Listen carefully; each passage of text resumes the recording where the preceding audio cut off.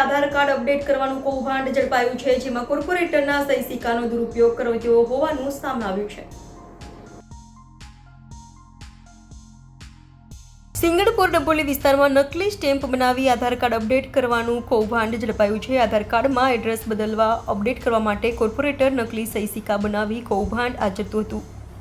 સુરત મનપાના ward number 8ના corporator Chiman પટેલના સહી સિક્કાનો દુરુપયોગ કરાતો હતો, જેમાં ઓરિસ્સાની સરકારી સુભદ્રા યોજનાનો લાભ લેવા આધાર કાર્ડમાં ઓરિસ્સાનું એડ્રેસ કરી નાખતા હતા, જેમાં પણ ખાસ કરીને મહિલાઓના આર્થિક લાભ માટે ઓરિસ્સા સરકારે આ યોજના બહાર પાડી છે।